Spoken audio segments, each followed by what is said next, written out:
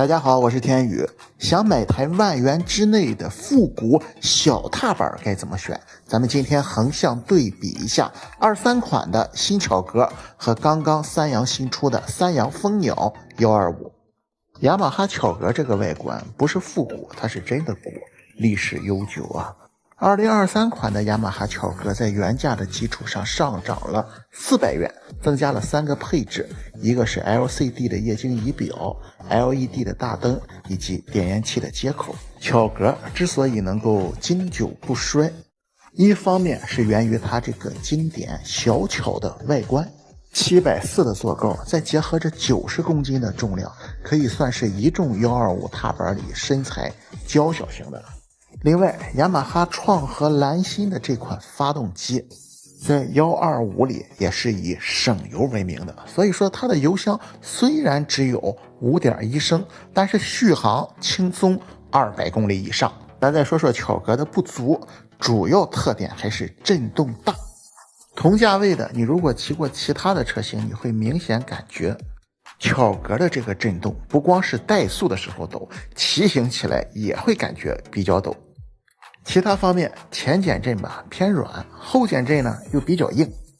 23款的巧格虽然升级了一个 LED 的大灯，但是普遍车友们反映照明度夜间还是不行。但是兄弟们，你如果用它和三阳的蜂鸟对比起来，你不要忘记巧格的价格便宜啊，8380，合资品牌，经典发动机，市场占有度高，这些都是你去买巧格的原因。咱再说说三阳的蜂鸟125，这个车2个配置主要区别，高配有着单前轮的 ABS。除了这一点，蜂鸟对比巧格的话，它还有着恩斯米的双火花塞技术。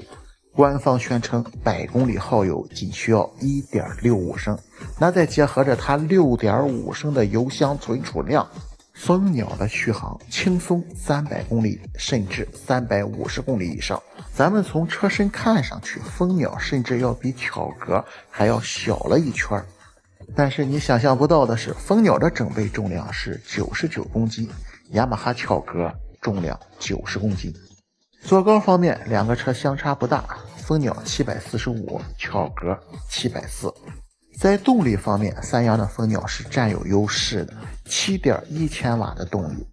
在整个的125市场里可以算是佼佼者了。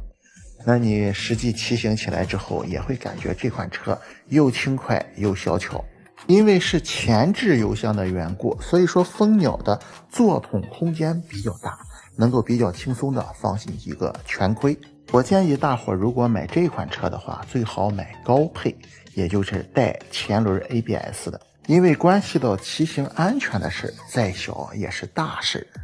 我试驾的这款蜂鸟还是半热熔轮胎，这两个车里你如果让我去推荐，我有点倾向于三阳的蜂鸟125。虽然蜂鸟125的这个市场定价感觉有些高，你就当做是为了颜值配置来买单吧。